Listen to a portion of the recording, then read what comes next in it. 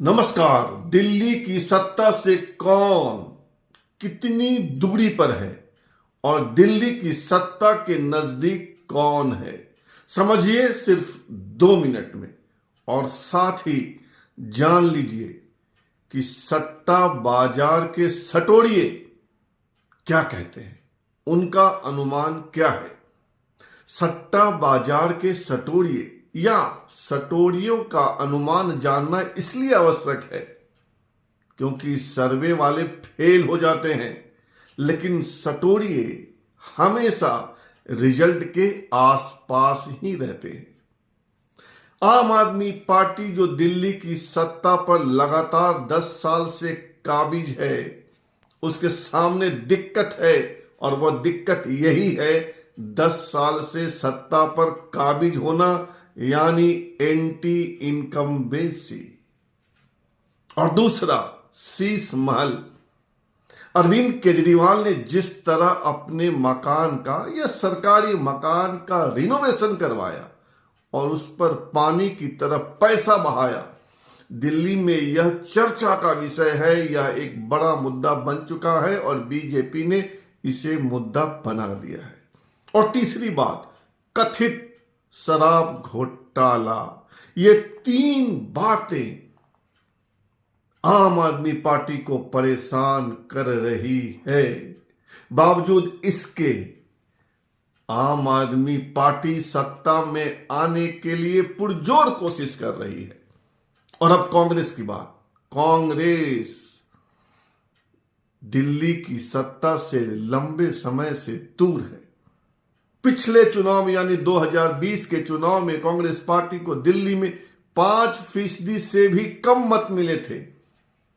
जिस पार्टी को 5% मत मिला, वह पार्टी भी इस बार सत्ता की दावेदार है।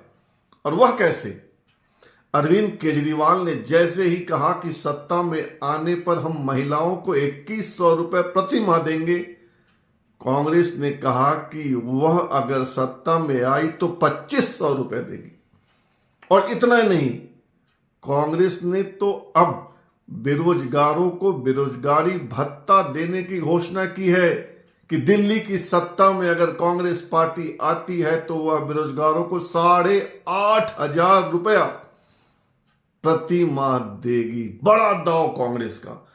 कांग्रेस ने पूरी जान लगा दी है, पूरी ताकत लगा दी है कि किसी तरह वह दिल्ली की सत्ता में लौटे, पुरानी ताकत पाए, पुराना वोट बैंक खींचे।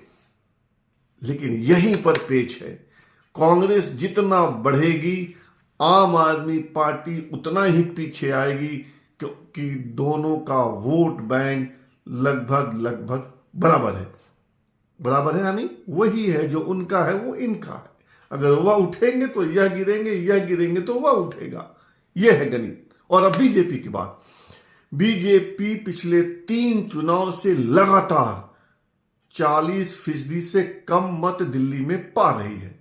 2013 के चुनाव में बीजेपी को मिले 33% मत, 2015 में 32% मत, जो बढ़कर 2020 में 38% हो गया, 38%।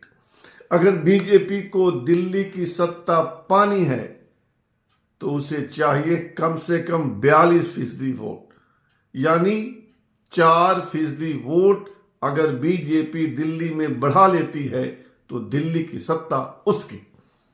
2020 में बीजेपी को दिल्ली में 38% और सत्ता के लिए चाहिए 42%, यानी 4% वोट बढ़ाना है। 2020 में बीजेपी को मिली थी सिर्फ 8 सीटें।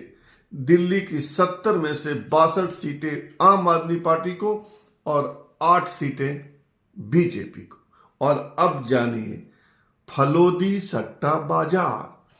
जोधपुर के पास है फलोदी और वहां के सटोरियों का अनुमान अक्सर वही होता है जो चुनाव का परिणाम होता है, यानी एकदम एक्यूरेसी के आसपास। और दिल्ली के सटोरिये कह रहे हैं कि आज की तारीख में दिल्ली में आम आदमी पार्टी को 37 सीटें मिल सकती हैं, 37। बहुमत के लिए चाहिए 36 सीटें, यानी बहुमत से एक सीट ज्यादा।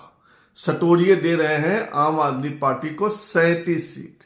लेकिन पेच है, पेच समझिए, पेच यह है कि जब चुनावी प्रक्रिया शुरू नहीं हुई थी तभी यह सटोरिये यानी फलोदी बाजार के सटोरिये आम आदमी पार्टी को दे रहे थे 39 से 40 सीटें, और अब 3 सीटें 2 सीटें घटा दी है। यानी दिल्ली में आम आदमी पार्टी सत्ता से दूर भी हो सकती है, क्योंकि मतदान 5 फरवरी को है और आज है 13 जनवरी, यानी लगभग 3 सप्ताह और है। 3 सप्ताह में गंगा में बहुत पानी बह जाता है। तो देखिए दिल्ली की सत्ता किसको मिल रही है, पता चलेगा 8 फरवरी को। फिलहाल इंतजार कीजिए। फिलहाल इतना ही, और आपसे आग्रह है कि आप इस चैनल को सब्सक्राइब कीजिए, ज्वाइन कीजिए, लाइक शेयर और कमेंट कीजिए। शुभ रात्रि, सब्बा खैर।